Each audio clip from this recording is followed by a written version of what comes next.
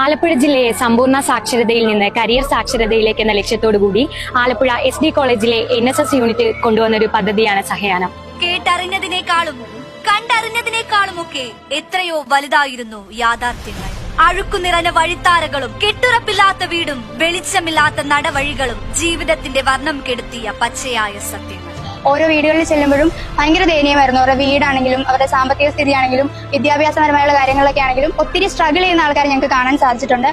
ഇവിടെയാണ് സഹയാനത്തിന്റെ പ്രസക്തി. പട്ടിണിയായ മനുഷ്യ, നീ പുസ്തകം കയ്യിലെടുത്തോളൂ, പുത്തനൊരായുധമാണ് നിനക്കത് എന്ന ബ്രത്തോൾ ബ്രഹത്തിന്റെ വാക്കുകൾ സനാതന ധർമ്മ കലാശാലയിലെ സേവന സന്നദ്ധരായ നാഷണൽ സർവീസ് സ്കീം പ്രവർത്തകർക്ക് ആവേശമായി.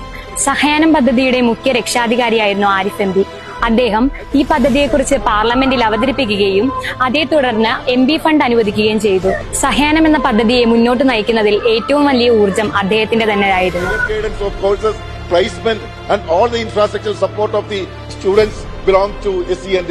ഈ വലിയ പദ്ധതിയിലൂടെ ആലപ്പുഴ ഇന്ത്യയുടെ ആദ്യത്തെ സമ്പൂർണ്ണ പട്ടികവർഗ കരിയർ ഗൈഡൻസ് ജില്ലയായി മാറുന്ന ഒരു ചരിത്ര നിമിഷത്തിന് അഡ്വക്കേറ്റ് AM ആരിഫ് MPയുടെ നേതൃത്വത്തിൽ ആലപ്പുഴ സാക്ഷ്യം വഹിക്കുകയാണ്. ൂരിന്നുയരുപകരാം നമ്മൾ കൊന്നായി താണ്ടാമുയരങ്ങൾ, മലയുടെ അരജന്മാരിവർ ഭൂവിൽ പൈതൃക ഗാഥ മുഴക്കട്ടെ.